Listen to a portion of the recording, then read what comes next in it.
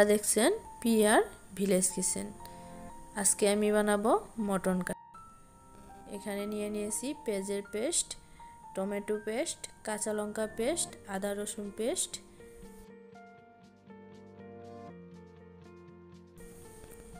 মটনটাকে ভালোভাবে মেখে নিব।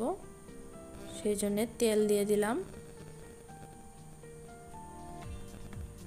পরিমাণ মতো লবণ, হলুদ পরিমাণ মতো, পেঁয়াজের পেস্ট দুটো পেস্ট করে নিয়েছি দিয়ে দিলাম, টমেটো পেস্ট, আদা রসুন পেস্ট, কাঁচা লঙ্কা পেস্ট দিয়ে দিলাম, আলু নিয়েছি 4টে, এটাও একসঙ্গে দিয়ে 10 মিনিটের জন্য রেখে। আজকের রান্নাটা আমি প্রেসার কুকারেই পুরোটা করব, সেই জন্যে প্রেসার কুকারটায় তেল দিয়ে দিলাম, ফোড়নের জন্য শুকনো লঙ্কা, তেজপাতা, গোটা জিরে দিয়ে দিলাম। ফোড়নটা লাল কালার আসলেই আমি মাংসটা দিয়ে দিব। এবার মাংসটা দিয়ে দিলাম,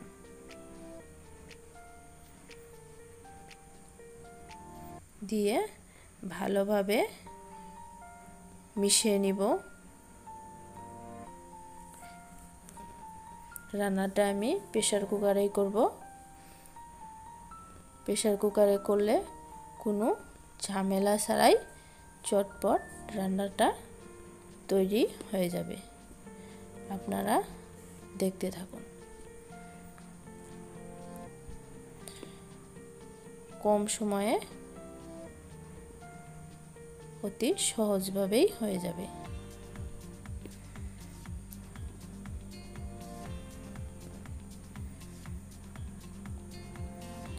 কালারের জন্যে শুকনো লঙ্কার গুঁড়োটা দিয়ে দিলাম। গুঁড়োটাকে ভালোভাবে মিশিয়ে নিলাম।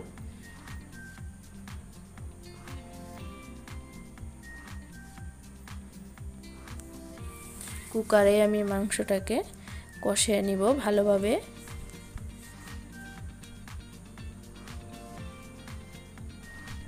খুব সুন্দরভাবে কষিয়ে নিব। কষিয়ে নিয়ে পরিমাণ মতো জল দিয়ে দিব। কষানো প্রায় হয়েই আসছে আমার।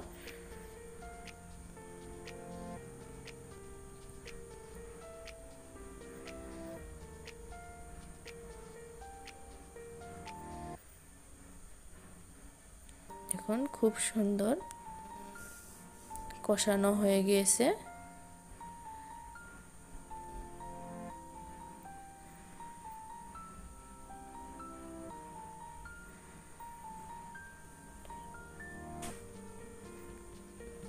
এবার পরিমাণ মতো জলটা দিয়ে দিলাম। জলটা আমি গরম জল ব্যবহার করেছি। এবার ঢাকনাটা বন্ধ করে 3টা সিটি আসতে দিব।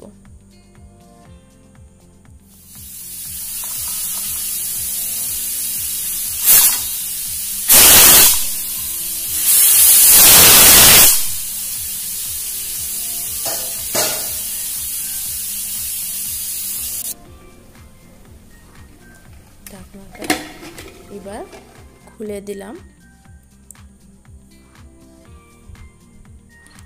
মটনটা প্রায় আমার রেডি।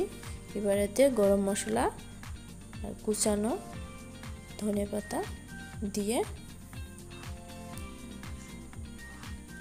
অল্প সময় জাল দিয়ে নেব।